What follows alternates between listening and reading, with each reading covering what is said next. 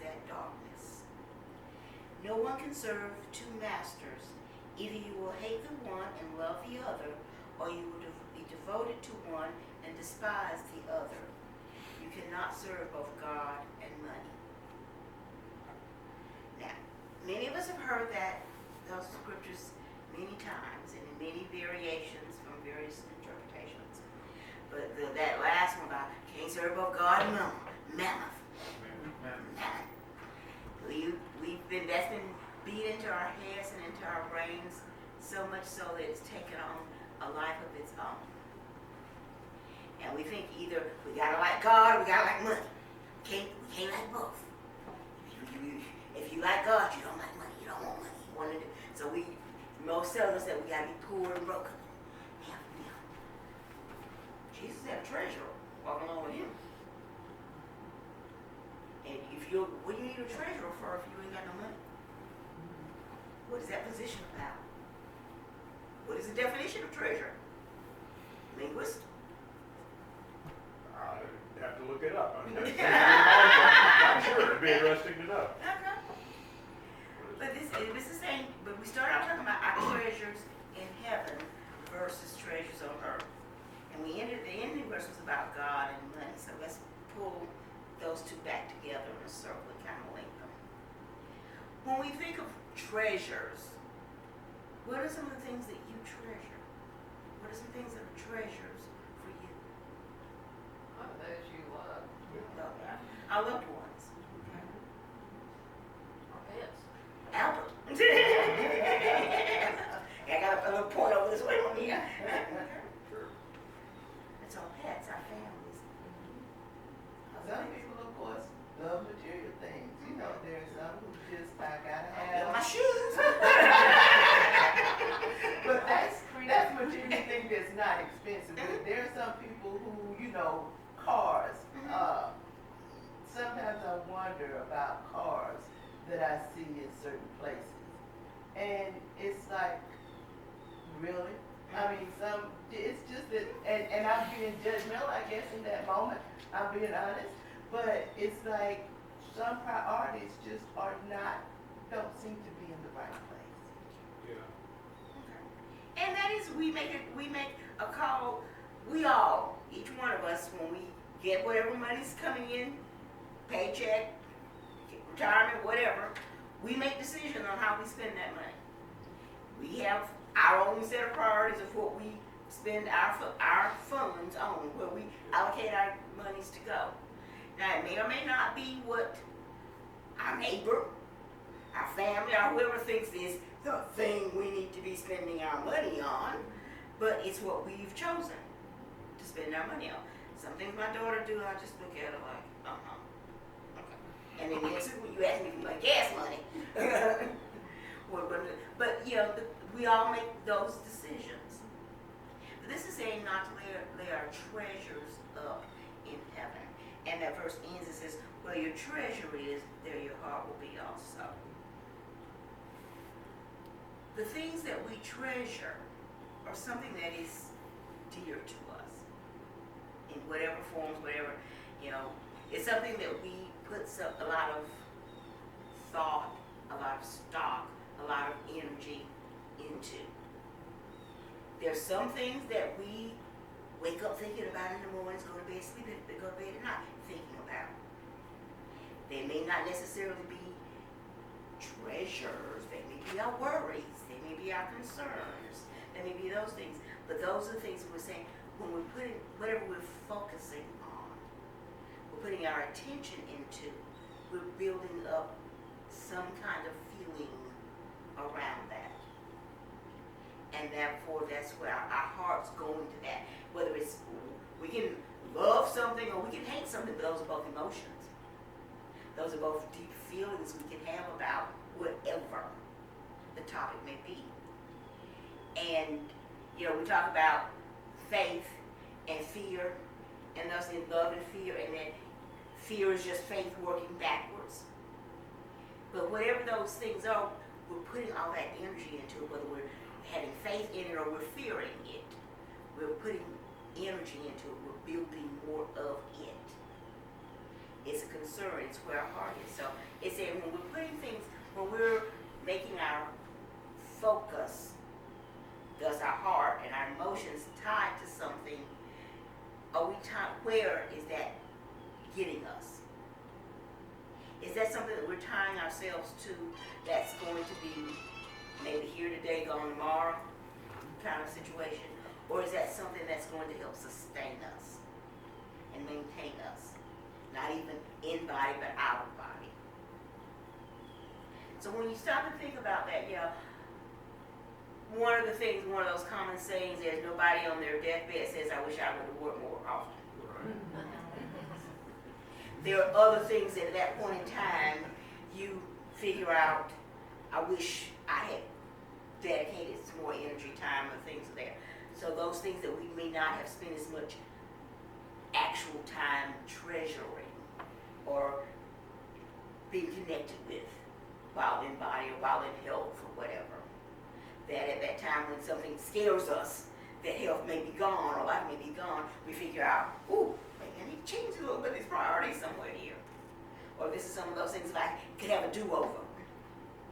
That I will change some things about that. So those are those kinds of things that even if we're not necessarily aware of them at the time, they say you don't miss anything until it's gone. So you may not necessarily be aware of it until it's not right there. We take some things for granted. Yeah, I'll do that tomorrow. I'll call her tomorrow. I'll go visit them next year. I can't do it this year, but I'll go see them next year. I'll drop them a Christmas card or whatever. And then you get that call. And you go, ooh, they were just on my mind. But I didn't call them. I said I was going to call them later. Those kinds of things that happen to us. So when we're looking at the treasures, what are those things that when we pull off all the layers of the onion that is us individually, what are those things that truly matter to us? What are those things that truly make us, the individualization of us makes us who we are?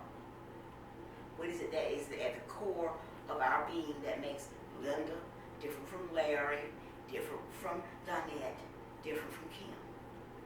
What are those core things? And how much do we take care of that core part of us? Do we think it's all about the shoes that Laura's going to buy next Sunday? Or do we think that there's more of that I need to be working on and treasuring and building up? Because the shoes, shoes that broke both feet, they went in the trash can. That wasn't even anything that was circulated. They went simply in the trash can. Because they broken both of my feet, I'm not about to give them to anybody else to pass it on. You go in my trash can and they get out, it's on you. I put them in the trash can. But so are we taking care of those things? Are we building that up to where it's going to sustain us not only in this lifetime, it's going to move us through, because there is no death. There is only changing of energy. So those things that are going to change with us as we move out of body and into spirit. Do we even know what those things are? Do we have even and that's sometimes one of those questions that we think about, at some point in time we always have to figure, find myself and figure out who I am or whatever. But when we're looking at that, are we considering just as our human nature, or are we considering our eternity, our spirit, our soul nature? Is that who we are? Which one are we trying to find? Who are we trying to figure out? And it comes in stages, as a child, we have to first figure out, mama, daddy, sister, brother, whoever, family, neighbor. Then we go to school and we have to figure out how we fit in that little group and whatever. And then we get teenagers, we get out our keys, and we have to figure out, am I part of the party gang? Am I part of this gang? Where do I fit here? And we go through all those stages, but at what point do we get to start figuring out how we fit on earth, those things that can pass away, and how do we fit in spirit? And so when we're looking at those treasures, it goes on then to say about the eye is the lamp of the body. The eye God being the windows to the soul. So when you're looking into somebody's eyes, or somebody's looking into your eyes, what are we seeing?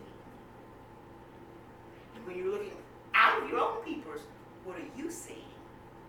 How do you see the world? You know, any of us can walk out here and take a look at something, see somebody drive by, see the same incident, and we'll all come away with a slightly different view of whatever that was that we saw. Movie night, that's what we do. We all sit and watch the movie, and we all kind of talk about what it meant to us, what we saw in that, what stood out to us. That's what I'm saying. We all get a little piece of something different. But when we get that piece that we got from whatever, that piece we got from the movie, that piece we got from the story, that piece we took away from seeing the accident or the game yesterday, those pieces that we took away has to do with what's in here. What's in here. I may see that, and if I'm a Georgia fan, I see it one way. If I'm not a Georgia fan, I see it a different way. If I'm a Republican, I see the upcoming election one. If I'm a Democrat, I see it a different way. We all have our view from the treasures in our heart, from our own interpretation, our own stuff. We see through that. So if we see something, and that's one of those things, you know, there are people, the Pollyanna effect. People can always see things from the bright side, the good side of things. And there are people that are, the curmudgeons of us always see like the, sides of it. And so that's what this is talking about. If our eyes are light, if we can look forward, and that's what we say when we say namaste, we're saying the God in me recognizes the God in you. So are we viewing things from that? Is that truly the light in our eyes? Is that we're looking for, no matter what the situation may be, are we looking for the good in it? Are we experiencing the good in it? Or are we experiencing it from they out to get me again. They finna mess up stuff. This is finna, you going to hell in a handbasket kind of thing. So how are we seeing those things? And if we're seeing it from the dark side, how great is that darkness, is what the scripture says. Because there's lots of stuff out there that we, even with those trying to be in the Pollyanna, trying to see it from the bright, cheerful side, can get depressed about some things sometimes, can get disappointed by some things sometimes. And if our just natural nature is to be disappointed, to see the bad, see the downside of everything, then as more stuff happens, we just get more and more drilled down into that deep dark hole. And we sometimes get stuck there. And that's then bringing that back to the two masters. Either if we say God is all there is, God is good, God is omnipotent. So are we serving that truth in our head and in our hearts? Or money comes and money goes, and money gets good and money gets bad sometimes. Mammon changes. I can wake up one day, payday, and I'm happy, and 20 minutes later, after hitting the right check, I'm depressed again. So it's not something that's there to continually sustain. It's that flow and ebb of the circumstances that get caught in. So that's what it's talking about, the serving of the two masters. The master that is always there, always good, always God, or the master that flows with the circumstances. Which of those two do we love? Which of those two do we focus on? Which one is more of our treasure? Where's our heart at? So for you, I've got a couple questions from you. When we're talking about our viewpoint, our eyes, our sight, how we see things, our outlook on life, have you ever stopped to really think about predominantly, or you one of those glass half full, glass half empty kind of people? And whichever one you are, have you thought about how it might be to be the other side of that? Now, I mean, not in every situation, you may not always be, even if you identify yourself as a glass half empty person or a glass half full, that does not mean you see every single situation exactly like that. You may go back and forth with some of those, but predominantly you typically be in one of those camps or the other. And so if you're there, and how well does that serve you? And each one serves us at some point in time in our life. But is there a point in which you might want to see things slightly differently? Is there a point in time that you may want to change that view? And if so, do you have any idea about how to go about it? Do you have an idea of how, and the reason I'm starting with that is how things get into our heart is the stuff we take in. That's the ground it gets buried in and it grows from. So the seeds get planted by the things we hear, the things we see, the things we say, the things we are around. You know, the birds of a feather flock together kind of situation. There's all my sayings here today, but if we're always around negative folks, we tend to take on a little bit of that viewpoint with them. Because if you're the little Pollyanna in the group and everybody else is the curmudgeon in the group and everybody else is the woe is me people, it wears you out. Trying to be Sally Sunshine and everybody else is gonna be good job all the time. You leave the group. It wears you out. You go home more exhausted than you would have been there. So you have to go find somewhere else to be. And that's one of those very things is finding that fit, finding those like minds. To where even if you're in a group of Sally Sunshines all the time and something happens, everybody's going to flock around Sally to try to help cheer her up. But it does bring the group down a little bit. But there are people that can help bolster you back up. But if you're trying to be Sally Sunshine and Grumpy Joes all the time, all they're going to do is just drain your energy. Now, if you're Grumpy Joe and you while you stumble into a group of Sally Sunshines, you're going to sit there with this frown on your face and you're going to have a headache before, in 15 minutes, and you're going to get out of there because they're just driving you crazy. How on earth could you be that silly? How can you not see what's going on around you? And then you're going to get maybe more frustrated with that. So it's about figuring out who you are, what is your true treasure, and finding the group, the people that can help support that and help bolster that. Because yes, we're not always riding on cloud nine. Sometimes we dip a little bit low, but it's having this circle that will help support you. And even somebody will say, oops, you fall, cloud six, hold on, let me grab you and pull you back up here. Or let me get around you and let me support you until we can lift you back up. And that becomes one of the bigger, that's for me, one of those bigger treasures. I'm a loner. I am a single person. I'm a loner by nature. And so I don't do the social stuff very much, kind of things. But I know when I need that anchor, when I need that support, I can give Gloria a call.